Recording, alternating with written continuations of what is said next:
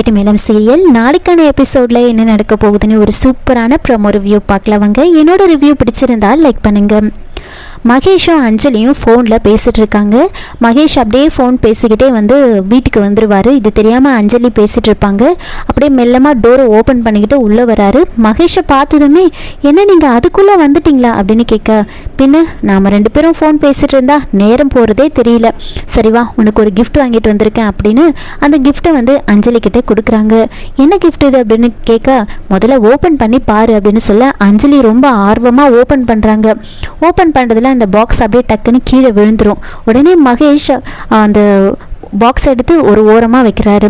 அதுக்கப்புறமா அந்த கிஃப்ட்டை பார்த்ததுமே அஞ்சலிக்கு ரொம்ப சந்தோஷமாயிடுது. ஆக்சுவலாக அது ஒரு டாக்கிங் கேக்டஸ் டாய் தான். இதை பார்த்ததுமே இந்த கிஃப்ட் எனக்கு ரொம்ப பிடிச்சிருக்கு, இது வரைக்கும் நீங்கள் கொடுத்ததுலேயே எனக்கு இந்த கிஃப்ட்டு தான் ரொம்ப ஸ்பெஷல் அப்படின்னு சொல்ல, அப்படியா, அப்படி என்ன ஸ்பெஷல் அப்படின்னு கேட்க, பின்ன இந்த வீட்டில் நான் பேசுகிறதுக்கு யாருமே இல்லை இங்கே, இனிமேல் நான் இது கூட பேசலாம்ல, அதனால தான் சொன்னேன், இனிமேல் இதுதான் என்னோட பெஸ்ட் ஃப்ரெண்ட் அப்படின்னு சொல்ல மகேஷ் அதெல்லாம் பார்த்து ரசிச்சுக்கிட்டு இருப்பாங்க.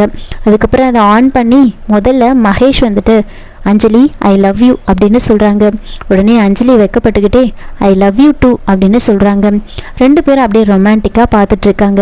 அதுக்கு அடுத்ததாக மகேஷ், என் லைஃப் எப்பவும் இதே மாதிரியே உன் கூட ரொம்ப சந்தோஷமாக இருக்கணும், எனக்கு உன்னை ரொம்ப பிடிக்கும் அப்படின்னு சொல்ல, அதுக்கு அஞ்சலியும் எனக்கும் உங்களை ரொம்ப பிடிக்கும், உங்களோட ஸ்மைல் ரொம்ப பிடிக்கும், உங்களோட ஹேர் ஸ்டைல் ரொம்ப பிடிக்கும், உங்களை மொத்தமாக எனக்கு ரொம்ப பிடிக்கும் அப்படின்னு சொல்கிறாங்க. அது அப்படியே அந்த கேக்டஸ் திரும்ப திரும்ப சொல்லும்போது 2 பேரும் அப்படியே ஒருத்தர் மாதிரி ஒருத்தர் ரொமான்டிக்காக பார்த்துட்ருப்பாங்க. இப்படியே மாற்றி மாற்றி பேசிகிட்டு இருப்பாங்க. கடைசியாக மகேஷ் சொல்கிறாரு, நாம் 2 பேரும் இதே மாதிரி சந்தோஷமாக எப்பவும் இருக்கணும், நம்மளை யாரும் பிரிச்சிடக்கூடாது, நம்மளை யாரும் தொந்தரவு பண்ணக்கூடாது அப்படின்னு சொல்ல, யார் தொந்தரவு பண்ணுவாங்க, அதெல்லாம் யாரும் பண்ண மாட்டாங்க, நம்ம 2 பேரும் சந்தோஷமாக இருப்போம், அந்த கடவுள் கூட நம்மளை தொந்தரவு பண்ண மாட்டார் அப்படின்னு பேசிட்டு அப்படியே மகேஷ் ஹக் பண்ணுறாங்க. இதோட இந்த ப்ரோமோ முடிச்சிருக்காங்க. என்னோட ரிவ்யூ பிடிச்சிருந்தா லைக் பண்ணுங்கள், மறக்காமல் சப்ஸ்கிரைப் பண்ணுங்கள். தேங்க்யூ.